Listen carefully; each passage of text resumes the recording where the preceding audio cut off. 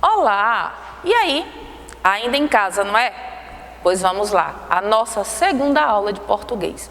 Espero que vocês tenham aprendido sobre sujeito e predicado. Sabe por quê? Porque agora nós vamos conhecer os tipos de sujeito. A coisa vai complicar, mas eu estou aqui para tirar essa complicação toda. Vamos começar nossa manhã, ou a nossa tarde, ou a nossa noite, com uma frase, certo? Sorria, porque um sorriso é o incentivo necessário para transformar um simples dia em uma experiência maravilhosa. Estou te convidando para essa experiência. Vamos lá? Aos tipos de sujeito? Bom, aqui eu tenho duas orações. E como eu havia dito no primeiro momento, na primeira aula, quando a gente vai descobrir onde é que está o sujeito, a gente primeiro seleciona o nosso verbo, certo? E faz a pergunta para ele. Os alunos permaneceram quietos durante a palestra de ciências. Quem permaneceram quietos durante a palestra de ciências? Os alunos. Agora vem a pergunta. Os alunos, que palavra eu tirando vai modificar a minha oração ou vai deixar a minha oração sem sentido? Alunos. Então, alunos é o núcleo, é a palavra mais importante do sujeito. A gente chama de núcleo. E como ela é composta apenas por uma palavra, a gente denomina esse sujeito de sujeito simples. Olha essa outra oração. Paulo e Pedro pareciam felizes em sua nova casa. Quem pareciam felizes em sua nova casa? Paulo e Pedro.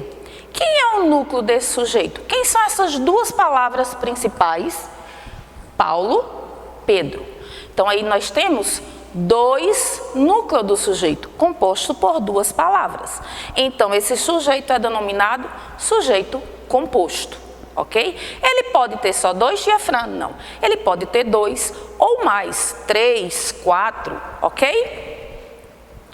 Agora temos aqui. Organizamos uma festa surpresa para a nova aluna. Esse sujeito aqui, ele está escondido, mas sabe como a gente consegue descobrir ele? Através do verbo. Olha a terminação do verbo, organizamos. Organizamos? Nós organizamos. O nós está escrito? Não, mas a gente sabe que é ele, por conta da terminação do verbo. Então, ele é um sujeito oculto, ok? Aqui, nós temos umas informações que vocês precisam estudar, precisam guardar na memória. Aqui são os verbos impessoais. Eles indicam que a oração não tem sujeito, certo? Não tem sujeito. E ele geralmente sempre está na terceira pessoa do singular. Quem é a terceira pessoa do singular? Ele. Muito bem. Quais são esses verbos? Eu tenho o verbo haver no sentido de existir. Eu tenho o verbo fazer no sentido de tempo decorrido. E temos os fenômenos da natureza. Vamos aos exemplos? Sujeito chamado inexistente, ou seja, não possui sujeito. Nós temos aqui. Há inúmeras razões para eu estar chateada com você. O a eu posso trocar. Existem inúmeras razões para eu estar chateado com você. Então, ele não tem sujeito. Tudo isso ali é predicado. Aí temos também, havia muitas pessoas esperando na fila. Existia muitas pessoas esperando na fila. Houve reclamações sobre o desempenho do governante. Existia reclamações sobre o desempenho do governante. Então, olha o verbo haver no sentido de existir. Então, nenhuma dessas três possui o sujeito. Aqui a gente tem o verbo fazer. Faz 5 anos que não vejo minha irmã. O tempo é decorrido. Então, ele também não possui sujeito.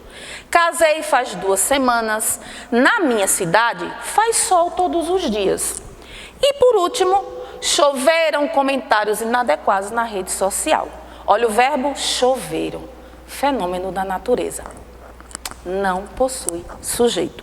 Hoje eu não amanheci de mau humor, que não é verdade. Eu amanheci com um humor maravilhoso, certo? Mas amanheci também fenômeno da natureza. Não possui sujeito e a gente chama ele de sujeito inexistente.